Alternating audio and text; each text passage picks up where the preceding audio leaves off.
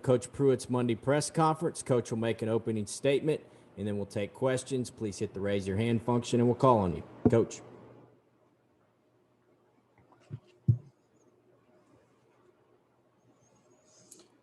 After reviewing the game, I think I was pretty, kind of spot on after the game. Just starting offensively, I thought it was probably our best performance, especially up front. I felt like we really kind of dominated the line of scrimmage there, created some explosive plays in the run game. I thought our backs ran extremely hard, and I thought our tight ends blocked well, and we blocked well on the perimeter.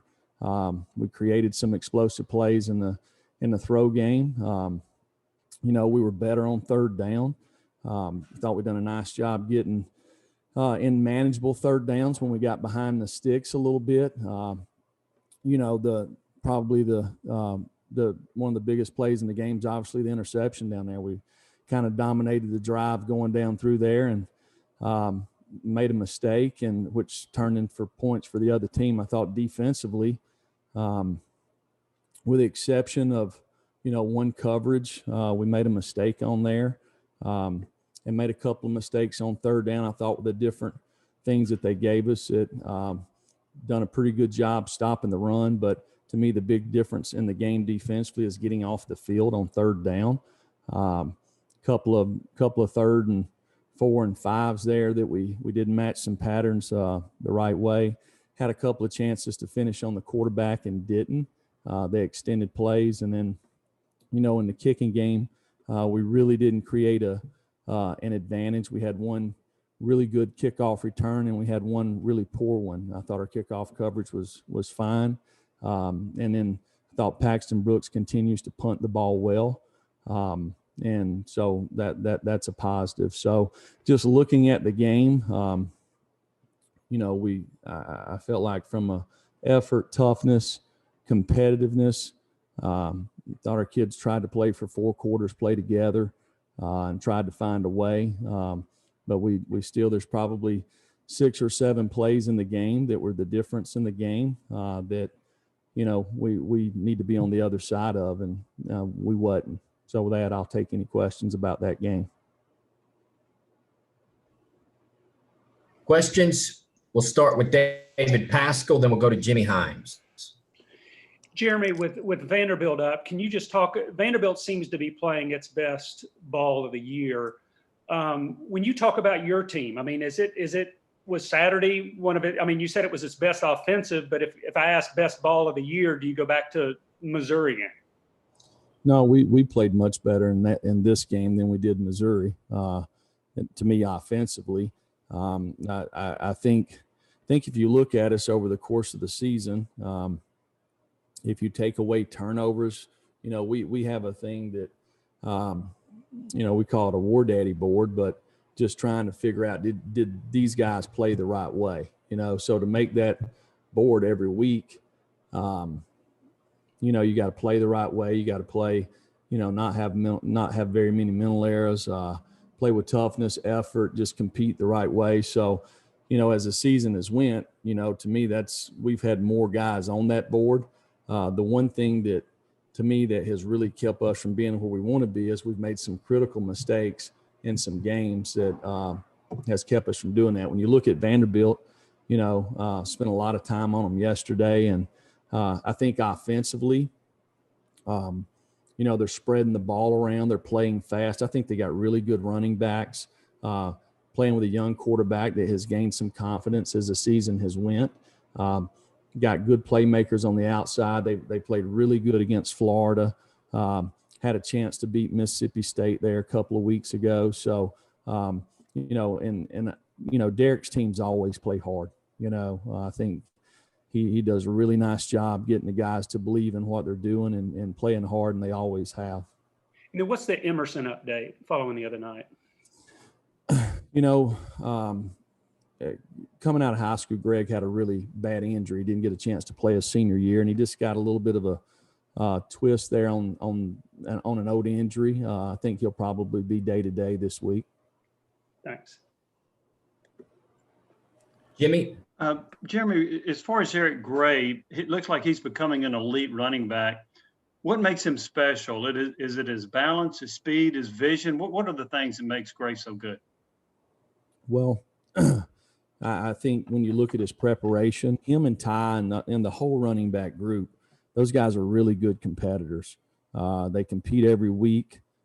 They compete every day at practice. They're really good students. They're good leaders, so they try to do it the right way. And I think Jay's done a really nice job with them, continuing to kind of take them to the next level there.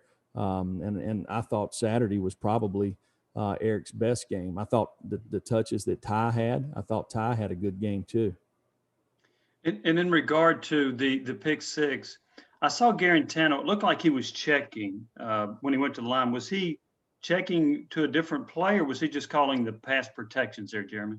No, and that was an RPO. We obviously were late throwing the football, and he knows that we can't do that, and just made a mistake. We'll go Austin Price and David Ubben. Coach, I know you normally get the round of testing back on Monday. Everything clean with that? It's one of the reasons we didn't practice yesterday. Just if you look within our conference, it seems like some of the teams that have traveled the week before, we've been fortunate this year, but just kind of from a precautionary standpoint, we didn't practice yesterday so we could get this testing back today. It's still coming in. So as we get the final results, we'll have a little better idea this afternoon. David? Jeremy, how would you assess what you've gotten from your safeties this season? And when you look at some of the coverage busts that have come up the last couple of games, why are those things happening? Well, I think you can look. I think Jalen McCullough and Trayvon Flowers have played really good ball for us over their career. Jalen missed the entire fall camp, and he's just a sophomore. He got hurt against Missouri, and he's played the entire year with an injury. So their practice time has been cut down. Same with Trayvon. These guys are practicing 1 or 2 days a week, just precautionary to make sure we protect them. I think because of that, there's probably been a few things there. It's not like there's a ton, but when you turn a guy loose, the fastest guy in the country there, it's hard not to hit him, right? And at that point in time, the game's 10-0. And, I got to do a better job getting these guys prepared. This is not unusual. We've had guys over the years that maybe based off an injury to protect them down the road, we limit their reps during practice. So it's just something that we as a coaching staff need to do a better job so these guys are prepared a little better. And pass protection, how would you assess how you guys have done there, specifically with Darnell and Wanye at the tackle spots? I thought this week we actually done a pretty good job. Our running backs, the one thing, our running backs ran the ball really well in the game.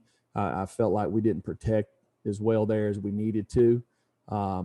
And that's something that we've got to work on this week.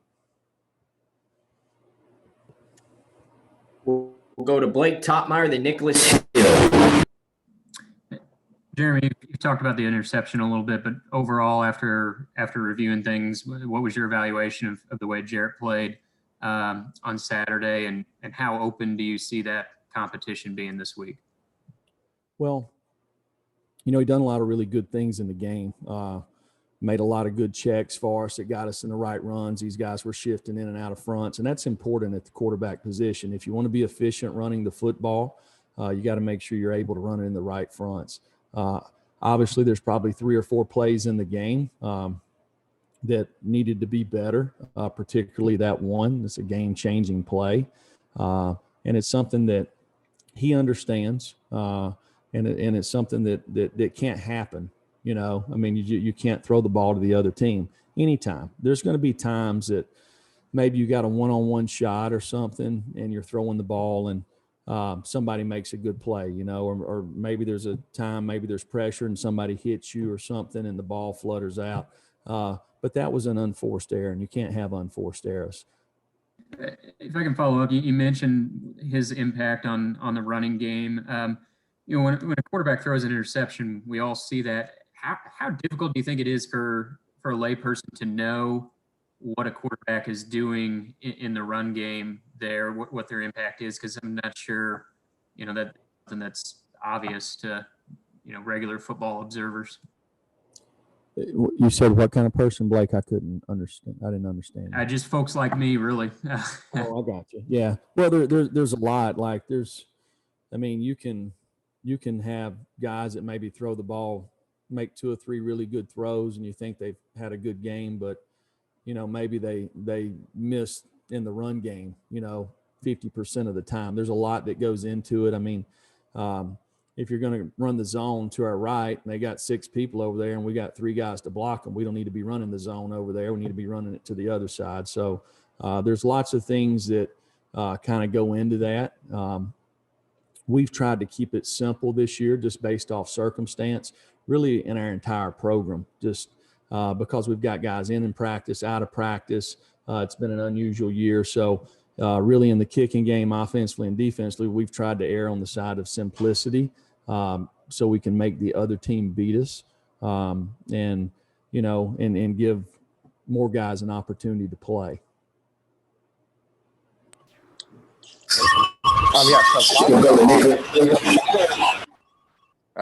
Following off the previous question a little bit, just after reviewing the film from Saturday, what was your assessment of Harrison Bailey's performance in the fourth quarter, especially on that touchdown drive? And just talk about his development from the time he stepped on campus, considering the weird offseason that you all had to now in terms of his development as a quarterback. Right. So I think if you go back to the Kentucky game, I think Harrison got in 1 drive there. I'm not sure how many plays, maybe 8 to 10 plays in that game against Arkansas. Probably very similar, might have been a little bit more, maybe 10 to 14. And then Saturday, I think he got in 2 drives there. The one thing about him that I've really liked is I've liked his presence. He seemed to be pretty calm. He stepped in there and made 2 or 3 really good throws. Not all of them were caught, but he made 2 or 3 good throws. I feel like he kind of took what the offense gave him. If you go back and look, one thing that I really liked about it is the fact that he didn't really get any live reps much during fall camp. So these are kind of like his opportunities. And I thought he's taking advantage of them, so it gives him confidence moving forward, which is important for him, and some experience there playing on the road.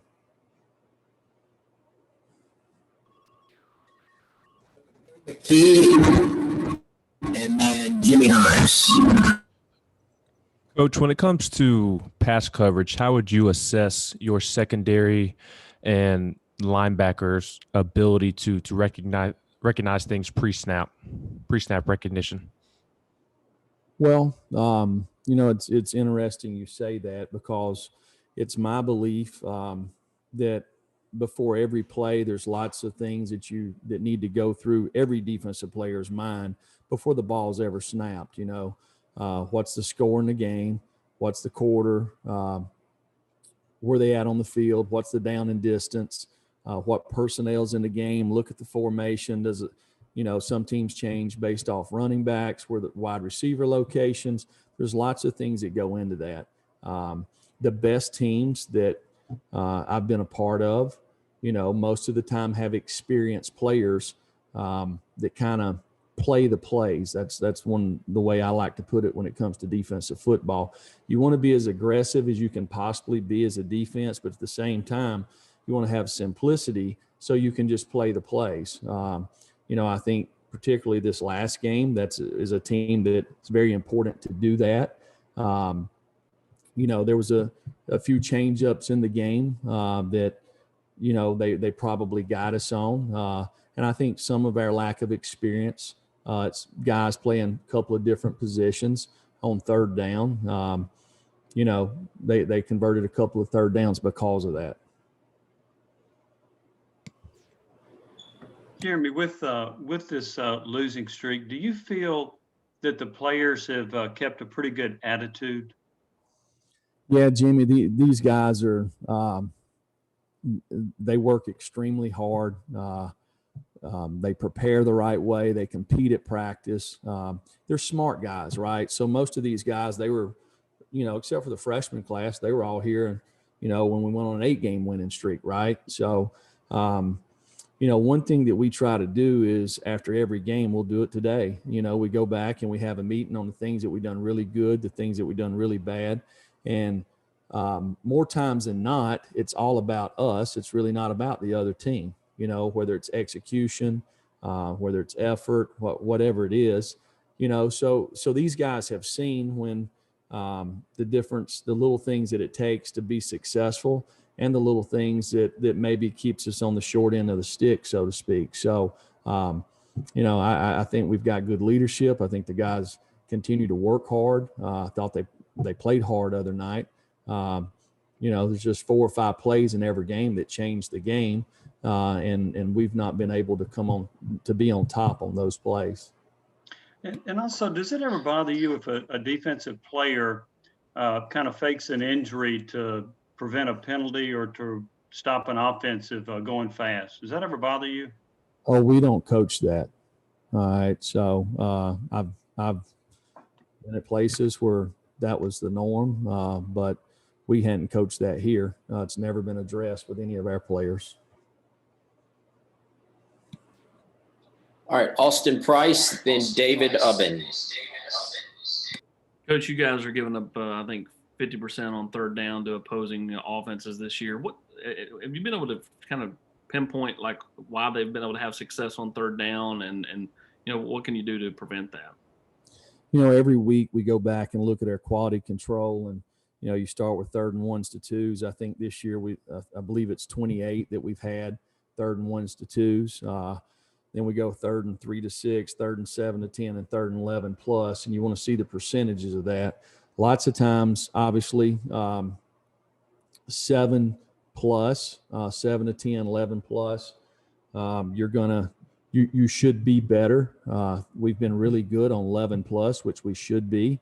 To me, we've not gotten off the field on 3rd and 3 to 6 and 7 to 10 like we normally would. So we've got to improve in those down and distances. I've coached all different teams. I've coached teams that had phenomenal pass rushers. I've coached teams that really didn't have pass rushers. So you find ways to get it done. We have struggled in that this year. And in the next week, this will be important. Getting off the field on third down. It's been important every week, but we've got to focus and improve there for sure. David. Jeremy, some of the big plays, obviously the interception at the goal line this week. What's kind of your staff's understanding for why those things sort of continue to happen with Jarrett back there, that when he's played as much football as he has? Kind of what do you sort of see as the common theme with some of the mistakes that Jarrett's made this season? Well, I just know just particularly that when they're going all the way back, but just threw the ball late. It's a bang bang deal. It's a run play. If it's there on the pass, you give it to them. If it's not, you throw it away. It's pretty simple. It's 13-10 ball game there. Ends up being at least a 10-point swing. Could have been 14 points. So it was a big play in the game, obviously. And can't do that. It's obvious, right? Just can't make those mistakes. Eric Kane, then Matthew Ray. Jeremy, Warren Burrell got the start the other night and got a lot of run out there at quarterback on defense. How would you evaluate his performance against Auburn? Warren's played really well the last 2 weeks. It's really the first action he's seen, a lot of action this year. He played really well for us early on last year as a freshman, and kind of got some guys back and didn't play as much, played on special teams. He missed a lot of fall camp. There was a point in time that we thought that we were going to move him to safety. And we did for one day during fall camp, just because we liked the way he was practicing and felt like that he was a guy that could give us some range in the back end, smart guy. And then he missed several weeks there of practice, came back the day before the South Carolina game. So it's kind of been a little bit of a roller coaster for him, but the kid has kind of stayed the course. He's kept working. And I really thought he played really good the last 2 weeks. Matt? Bill, that's what I was going to ask. Okay, we'll go Jimmy Himes and Nicholas Hill. Jeremy, Mississippi State played against Georgia with 49 players. And I wonder, would you do that? Or would you think that's a disservice to your team? Or would it depend on who's out? How do you look at that? I think the first thing is just the safety of the players. I mean, you might only have 5 guys out. You might have 80 scholarship guys, but what if all 5 of them are centers? I mean, I don't know. I think that's the first and foremost. You just got to look at the safety of the players, and I think every circumstance is obviously probably different. And if I'm not mistaken, Jimmy, that might be the first time that actual numbers have been released this year, in these situations. I mean, how many people have been out in the other games? Nobody really knows, right? Yeah. Also, what was the injury to Tyler Barron? The what? Tyler Barron. I saw him go down. What was his injury? I don't know that he had an injury. Okay. What? I don't know what injury. Huh. Okay. Yeah, I just saw him go down. Yeah. During the game. No, I mean, these guys go down all the time, so I don't know exactly what injury. Wasn't on the injury report this morning. So. Okay. All right, we'll go to Nicholas Hill. All right, Coach, concerning this Thanksgiving week, just what are your plans for the week? Are you guys planning on practicing on Thursday? And additionally, just how do you approach the Thanksgiving week? Is it a little different from a normal game week, or do you just try to press forward as normal for Saturday's game? No, I think it changes when you play away. You obviously travel on Fridays, so everything is sped up. We always practice on Thursday, so we'll move it in the morning and give the guys some time off in the afternoon. Last question, Steve Moulton. Coach, what were your big takeaways from Auburn? Well, just kind of looking at it, for us defensively, we only gave up 3 explosive plays. That's probably the least amount we've given up against these guys in all my years of coaching. So, our problem was we didn't get off the field on 3rd down, and we gave up 1 big explosive play that resulted in a touchdown. Thought offensively, we moved the ball extremely well in between the probably the 20 to 20. But we didn't create enough explosive plays, I believe, in the throw game to get some cheap points there, and we didn't come away with enough points. Offensively, was there a big difference between Gus's offense and Chad's offense from what you saw? Yeah, there's, I think Gus has a unique style of, if you've played him over the years, like a lot of us have, he gives you a lot of different looks. I feel like Chad has been more conventional, so to speak. And I think each week they have taken a little bit of Gus's stuff and sprinkled in. Like other night, we got a lot what we call chevron unbalanced motion out of some Stanford formations, which they hadn't showed much this year, but it's some of the flavor that they've had in that family of football for a long time. All right. Thank you very much. Yeah.